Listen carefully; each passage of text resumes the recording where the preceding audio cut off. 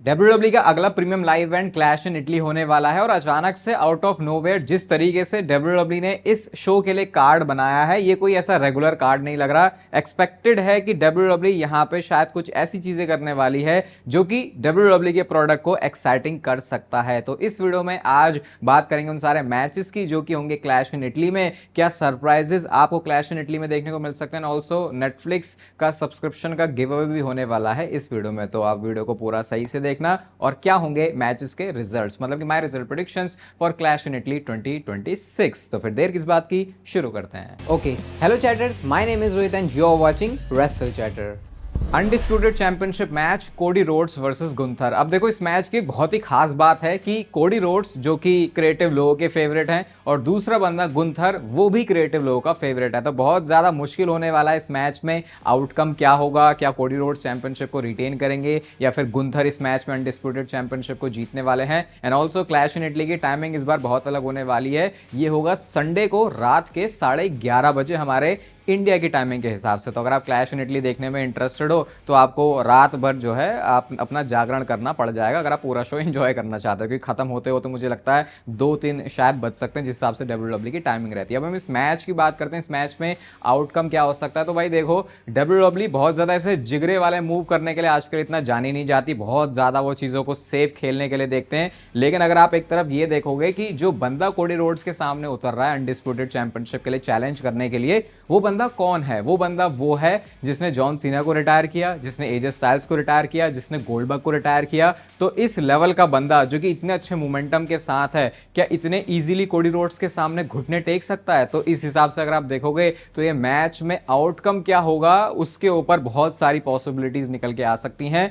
मुझे लगता नहीं बहुत सारे लोग ये प्रेडिक्शन करेंगे इस मैच की, लेकिन मेरी इस मैच के लिए प्रेडिक्शन ये है, भले ही ये मैच शो के फर्स्ट आवर में हो जाएगा जो कि ESPN के ऊपर ये प्रमोट करते हैं, but that does not mean कि यहां पे बड़ी चीजें नहीं हो सकती। क्योंकि कई बार WWE उसको ESPN की ऑडियंस के लिए एक सैंपल की तरह भी रखते हैं कि देखो ये हमारा पहला घंटा है और आने वाले घंटों में भी देखो अब क्या हो सकता है। और ये स्मैकडाउन के घंटे की तरह नहीं होगा, ऐसा हम उम्मीद रखते हैं, क्योंकि स्मैकडाउन को WWE बहुत ही अलग तरीके से देखती है, लेकिन ESPN की बात बहुत ही ज्यादा अलग होती है। तो मेरी प्रेडिक्शन इस मैच में है गुंथर के लिए कि वो कोडी रोड्स को इस मैच में हरा देंगे और बन जाएंगे नए अनडिस्प्यूटेड चैंपियन। मुझे लगता है लॉजिकली तो यहां पे यही होना चाहिए, क्योंकि जो मोमेंटम रहा है गुंथर का उस हिसाब से अगर वो कोडी रोड्स के सामने ऐसे ही क्रॉस रोड से हार गए, मैं तो कह रहा हूं 3 क्रॉस रोड्स लगा के भी अगर कोडी रोड्स जीत जाते हैं इस मैच को, तो ये चीजें डायरेक्शनलेस होंगी। मतलब कोई सुपरस्टार का मोमेंटम नहीं, उसकी हिस्ट्री नहीं, उससे WWE को कोई लेना देना नहीं होता। लेकिन दूसरी चीज भी मैं यहां पे मेंशन करना चाहूंगा और वो है रैंडी ऑर्टन की इस मैच में इन्वॉल्वमेंट। अगर इस मैच में रैंडी ऑर्टन की इन्वॉल्वमेंट होती है तो फिर WWE इसको एक मैस बना सकती है, उसमें फिर कुछ भी हो सकता है। कोडी रोड्स रिटेन भी कर सकते हैं, गुंथर भी जीत सकते हैं। अगेन मैं ऐसा क्यों बोल रहा हूं, क्योंकि कोडी रोड्स और रैंडी ऑर्टन की अभी हिस्ट्री है, मतलब रेसलमेनिया में उनका जो मैच उनका अनफिनिश्ड बिजनेस है। तो अभी इतने टाइम से रैंडी ऑर्टन गायब है, तो अगर किसी तरीके से WWE क्लैश इन इटली में लेके आ जाती है रैंडी ऑर्टन को और एक सरप्राइज WWE पुल ऑफ यहां पे कर देती है कि रैंडी ऑर्टन आ गए और सब लोग शॉक हैं, तो आई थिंक वो फिर इस मैच की कहानी के हिसाब से, इस वाली स्टोरी लाइन की कहानी के हिसाब से एक अच्छी चीज हो सकती है, क्योंकि फिर रैंडी ऑर्टन भी वापस आ जाएंगे। तो भाई मेरा तो यहां पे इस तरीके से इसको देखना है। बाकी बहुत ही बोल्ड प्रेडिक्शन है, बहुत ही कम लोग प्रेडिक्ट करेंगे, लेकिन मैं प्रेडिक्ट गलत भी हो सकता है पूरा ये प्रेडिक्शन मेरी, लेकिन मैं पिक करूंगा यहां पे गुंथर को कि वो बनने वाले हैं क्लैश इन इटली में नए अनडिस्प्यूटेड चैंपियन। बोलने में भी मुझे थोड़ा सा अजीब लग रहा है, बट लेट्स सी क्या होता है क्लैश इन इटली में। विमेंस इंटरकॉन्टिनेंटल चैंपियनशिप के लिए मैच सोल रूका versus Becky Lynch. I think इसकी प्रेडिक्शन मेरे लिए बहुत ही सिंपल है, ये नहीं कह रहा प्रिडिक्टेबल है, लेकिन WWE को यहां पे ज्यादा कुछ करने की जरूरत ही नहीं है। मुझे लगता है सोल रूका को क्लैश इन इटली में इस चैंपियनशिप को कैप्चर कर लेना चाहिए। बहुत सारे लोगों के लिए हो सकता है ये बोलना हो कि यार ये तो टू अर्ली हो जाएगा, सोल रूका अभी अभी आई है, लेकिन मेरे हिसाब से बेकी लिंच और सोल रूका अगर सही तरीके से बुक किया जाए तो इस साल के एंड तक भी फ्यूड कर सकते हैं और वो बोरिंग नहीं लगेगा, जिसमें WWE मल्टीपल टाइटल चेंजेस करवा सकती है। कभी सोल रूका जीती, कभी बेकी लिंच जीती, और इसको करते करते ये साल के एंड तक लेके जा सकते हैं, क्योंकि बिल्कुल फ्रेश फ्यूड है ये। बेकी लिंच ऑलरेडी स्टैब्लिश्ड है और सोल रूका जिस तरीके से अब तक आई हैं या NXT में जैसी उनकी परफॉर्मेंस रही है, इतना हमको पता है कि वो अच्छा डिलीवर कर सकती हैं एक बड़े लेवल पे भी जाके। तो अगर सोल रूका ने टाइटल कैप्चर कर लिया तो WWE के लिए इजी होगा इस फ्यूड को स्ट्रेच करने का, बिना इस फ्यूड को बोरिंग बनाया, क्योंकि बेकी लिंच बार बार ऐसे जीत जाएंगे तो फिर वो मामला सही सा नहीं लगेगा। जाएगा। तो मेरी प्रेडिक्शन इस मैच में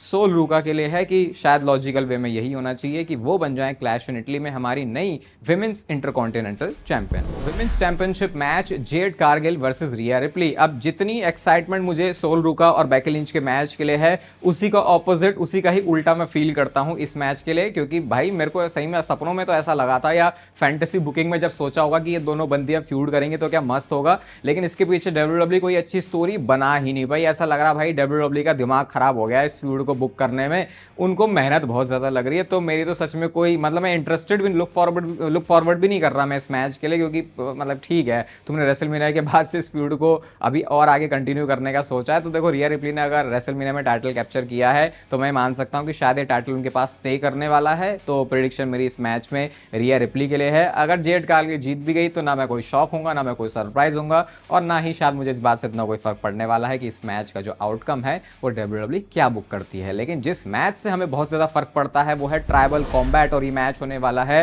डब्ल्यूडब्ल्यू वर्ल्ड हेवीवेट चैंपियनशिप के लिए। रोमन रेंस एक बार फिर से जेकब फाटू के सामने अपनी चैंपियनशिप को डिफेंड करने वाले हैं। अब रेसलमेनिया के बाद जेकब फाटू बने हैं रोमन रेंस के पहले चैलेंजर चैंपियनशिप के लिए, और बैकलैश में भी अगर रोमन रेंस ने जेकब फाटू को हरा दिया और उसके बाद दोबारा अगर ये मैच हो रहा है तो क्या एक बार फिर से ऐसा हो सकता है कि रोमन रेंस जेकब फाटू को फिर से हरा देंगे? और फिर ऐसे में जेकब फाटू के कैरेक्टर का क्या, क्योंकि यही बात होती है ना कि अगर बंदा एक बार मैच हार गया तो अगर डब्ल्यूडब्ल्यू उसको प्रोटेक्ट करके रखना चाहते तो उसको साइड लगा देते हैं, लेकिन अगर दोबारा से जेकब फाटू मैच लड़ने के लिए आ रहे हैं तो क्या इस मैच में एक शॉकिंग टाइटल चेंज हो सकता है? नेटफ्लिक्स के सब्सक्रिप्शन के बारे में भी आपको बताया था, सिंपल, कुछ नहीं करना आपको ज्यादा। पहले तो सबसे पहली बात भाई, ये जो मैं गिव अवे करता हूं ना, ये मेरी तरफ से आपको एक गिफ्ट होता है, मैं कोई बाउंड नहीं हूं यार देखो ये करने के लिए, क्योंकि उसके बाद एक जो प्रॉब्लम होती है वो ये कि मुझे डीएम आते ही रहते हैं भाई कि मुझे टी शर्ट नहीं मिली, मुझे ये सब्सक्रिप्शन नहीं मिला। इसी वजह से मैंने आजकल जो टी शर्ट्स के मैं गिव अवे करता था वो भी करने बहुत कम कर दिया, क्योंकि भाई फिर मतलब मेरे को हमेशा डीएम में वही चीज़ दिखती है तो मुझे वो अच्छा नहीं लगता। ये सिर्फ मेरी तरफ से एक प्यार है मेरा आपके लिए, समझो यार इस बात को, ऐसा नहीं है कि मेरे को वो देना ही देना। आप समझ रहे हो मैं यहाँ पे क्या कहना चाह रहा हूँ? अगर आप थोड़े समझदार हो तो आई होप आप इस चीज़ को समझ जाओगे। तो 5 लोगों को नेटफ्लिक्स का सब्सक्रिप्शन क्लैश इन इटली देखने के लिए मेरी तरफ से होने वाला है। कुछ नहीं करना आपको, बस इंस्टाग्राम के डीएम में जाके इस साल में आपके साथ सबसे अच्छी चीज़ क्या हुई है वो आप मुझे बता देना, तो इससे वो मेरे को भी बेकार सा नहीं लगेगा पढ़ने में कि हाँ मेरे को अच्छा लगेगा कि चलो हाँ अच्छा, मतलब कुछ ना कुछ मुझे आपके बारे में पता चलता रहेगा। और ये मैं दोनों ही इंस्टाग्राम की आईडी के ऊपर करने वाला हूँ, रेसल चैटर वाली भी और दूसरी रोहित पंत वाली भी। तो ठीक है, स्टोरीज में भी आप चिपके रह सकते हो, वो मैं वहाँ पर भी आपको कुछ चीज़ें बता दूंगा। तो सिंपल है, बाकी दोनों पेजेस पे मैं तो बोलूँगा कि आप फॉलो करना कंटेंट के लिए, सिर्फ इस चीज़ के लिए नहीं। तो ये मैंने थोड़ा सा आपको एक्सप्लेन कर दिया। देखो मेरे को खुली तरीके से बिल्कुल ट्रांसपेरेंट होकर आपको बातें बताने में मजा आता है। मैं कोई ये नहीं बोलने वाला कि फॉलो कर दो मुझे कि इससे फिर मतलब फिर आपको आगे जो गिव अवेज है वो आते रहेंगे, वो सबके चक्कर में नहीं। तो मेरी तरफ से खुशी से आपको कुछ चीज़ है। तो बस ये हो गया गिव अवे के बारे में। दोनों इंस्टाग्राम पेजेस पे आप लोग आ जाना। अब इस मैच की प्रेडिक्शन की बात करते हैं। तो सबसे पहली चीज़ तो भाई यहाँ पे ये है कि क्योंकि पहले रोमन रेंस के पास इससे पहले जो अनडिस्प्यूटेड चैंपियनशिप थी उसका टाइटल रेन बहुत लंबा था, तो अब एक लोगों की अजम्पशन है कि ये भी लंबा चलेगा। बट सही बताऊं तो शायद ऐसा हो सकता है पूरा पूरा सच ना हो, क्योंकि डब्ल्यूडब्ल्यू को सरप्राइज करने के लिए, डब्ल्यूडब्ल्यू को फैंस को सरप्राइज करने में बहुत मजा आता है। और ट्रिपल एच के दिमाग की खुजली याद है, सिर्फ फैंस को सरप्राइज करने के लिए वो कई बार ऐसे डिसीजंस भी ले लेते हैं जो कि शायद सही नहीं होते। तो अनप्रिडिक्टेबल तो इस बार रोमन रेंस का टाइटल रेन ये जरूर है। मैं ये नहीं कह सकता कि भाई ये सही में लंबा ही चलेगा, क्योंकि डब्ल्यूडब्ल्यू का एक बार माथा फिर सकता है और वो अपना जो भी प्लान है उसको चेंज कर सकते हैं। बट जिस तरीके से अब तक इस वाली पूरी स्टोरी को बुक किया गया है, ऐसा देख के लग रहा है कि शायद डब्ल्यूडब्ल्यू ये ट्राइबल कॉम्बैट करवा के फिलहाल के लिए फुल स्टॉप लगाना, फिलहाल के लिए, हाँ ये आगे जाके फिर से रिविजिट करेंगे इस चीज को, लेकिन अभी के लिए रोमन रेंस और जेकब फाटू की फ्यूड में फुल स्टॉप लगा सकते हैं। बाकी जिला फाटू यहाँ पे आ सकते हैं। देखो वो एक आउटसाइड वाली चीज़ है, वो तब तक नहीं पता चलेगा हमको जब तक हमको रिपोर्ट्स नहीं पता चल जाएंगे कि भाई क्या वो कॉन्ट्रैक्ट उन्होंने ऑफिशियली साइन किया है या फिर क्या इनके बीच में बातें चल रही है, तो उस चीज़ को प्रेडिक्ट करना बहुत मुश्किल हो जाता है। लेकिन अगर एक सिंपल नज़रिए से इस मैच को देखें, जैसी डब्ल्यूडब्ल्यू का फॉर्मेट रहता है, तो मुझे लगता है इस मैच में जो विनर हैं वो बनने वाले हैं रोमन रेंस, और जेकब फाटू इस बार भी world heavyweight championship Roman Reigns से नहीं जीत पाएंगे। और अगर डब्ल्यूडब्ल्यू ने इसका कुछ उलट कर दिया भाई, ये होगा लिटरली एक शॉकर, एक बड़ा वाला शॉकर क्लैश इन इटली से, क्योंकि कोई भी नहीं सोच सकता है कि रोमन रेंस रेसलमेनिया में चैंपियनशिप जीतने के बाद सिर्फ 2 महीने के अंदर ही उस टाइटल को ड्रॉप कर देंगे। भले ही आप आके ये बोलो कि अगले शो में रोमन रेंस भले ही दोबारा क्यों ना जीत जाए, तो वो चीज़ उतनी मैटर नहीं करती, क्योंकि यहाँ पे रोमन रेंस के पास चैंपियनशिप है, तो हमको देखने की आदत है कि ये जो टाइटल रेन है वो लंबा चलेगा। तो जेकब फार्टो कोशिश अपनी पूरी करने वाले हैं, लेकिन रोमन रेंस का कैरेक्टर आपको पता है, वो अपने मैच में जीतने के लिए कुछ भी कर सकता है, फर्क नहीं पड़ता कि वो हील है या फिर वो फेस है।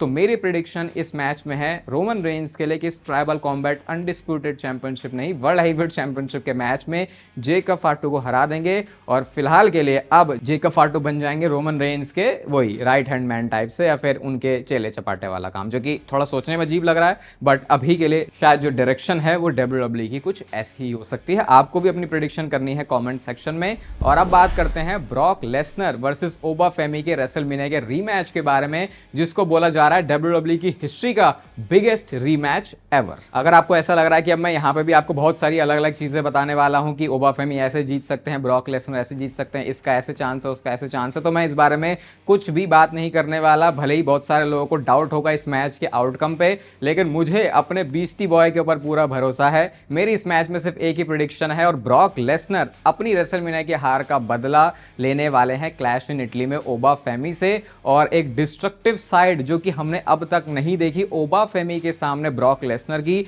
वो हमें क्लैश इन इटली में देखने को मिलने वाली है। मतलब कि मेरी प्रेडिक्शन इस मैच में है ब्रॉक लेसनर के जीतने के लिए। मेरे दिमाग में यहाँ पे किसी भी तरीके का कोई भी अगर मगर नहीं है। मेरे हिसाब से क्लियर इस मैच के जो विनर हैं वो होने वाले हैं ब्रॉक लेसनर, और अपनी रेसलमेनिया की हार का वो बदला ले लेंगे क्लैश इन इटली में। बाकी गिव अवे के लिए आपको क्या करना है, नेटफ्लिक्स के सब्सक्रिप्शन के लिए मैंने आपको बता दिया, दोनों ही पेजेस पर कंटेंट आता है। कंटेंट भी आप पहले देखना, रोहित पंत वाला जो मेरा पर्सनल पेज है उसमें अगर आप एक लौंडे हो, जो कि आप हो मुझे पता है, मेजोरिटी मेरी ऑडियंस वही है, तो आपके लिए वहां पे आने वाला कंटेंट सही में काम का आएगा। मैं कंटेंट बहुत ज्यादा दिल से बनाता हूं वहां पे। इस वीडियो को मतलब यहाँ पे भी बनाता हूं, लेकिन वो एक डिफरेंट टाइप का कंटेंट है जो कि मैंने एक्सप्लोर करना शुरू किया है पिछले कुछ 1 सालों में। बाकी इस वीडियो को यहाँ तक देख रहे हो तो इसे लाइक कर दो। नेचुरल टीन का लिंक आपको मिलेगा डिस्क्रिप्शन में, आरपंत वाला कोड आप लगा लेते हो तो आपको एक प्यारा सा डिस्काउंट भी मिल जाता है। चैनल को सब्सक्राइब कर दो डेली WWE से रिलेटेड कंटेंट के लिए। बाकी तब तक फिर लेते रहो जिंदगी के मजे।